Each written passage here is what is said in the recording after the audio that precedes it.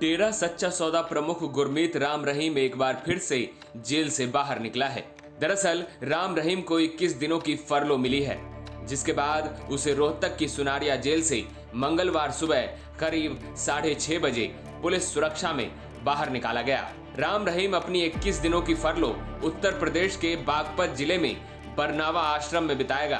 बता दें कि पिछले साल शिरोमणि गुरुद्वारा प्रबंधक समिति की ओर से हाईकोर्ट में एक याचिका दर्ज करवाई गई थी, जिसमें राम रहीम को बार बार फरलो और पेरोल दिए जाने को लेकर चुनौती की गई थी। हालांकि हाईकोर्ट ने इस याचिका को डिस्पोज ऑफ कर दिया, लेकिन हाईकोर्ट की ओर से हरियाणा सरकार को निर्देश दिए गए थे कि सरकार इस मामले में नियमों के आधार पर फैसला ले।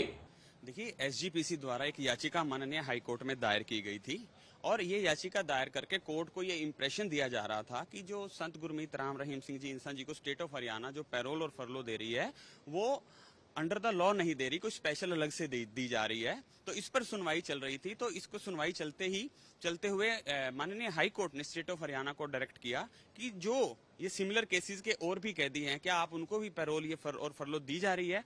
अगर दी जा रही है तो आपने वो लिस्ट कोर्ट में सबमिट करवानी है एफिडेविट के माध्यम से।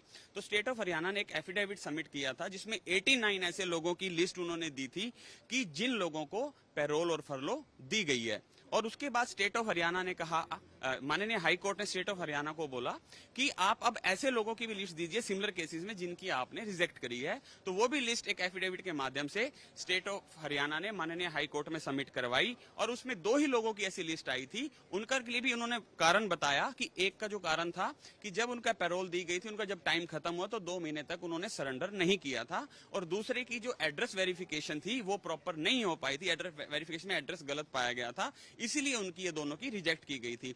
तो इस पर सुनवाई करते हुए कल माननीय हाईकोर्ट में इस पर बहस चली थी और ये मामला कल बहस पूरी हो गई थी और माननीय हाईकोर्ट ने इस मामले को रिजर्व कर लिया था। आज ये प्रोनाउंसमेंट पर आया है और माननीय हाईकोर्ट ने स्टेट की कंपिटेंट अथॉरिटी को यह डायरेक्ट किया है कि अकॉर्डिंग टू लॉ और according to good prisoner act जो भी इनकी बनती है पैरोल और फरलो, या भविष्य में कभी भी एप्लीकेशन लगाते हैं तो आपने स्टेट की कंपिटेंट अथॉरिटी ने अकॉर्डिंग टू लॉ इस एप्लीकेशन को डिसाइड करना है।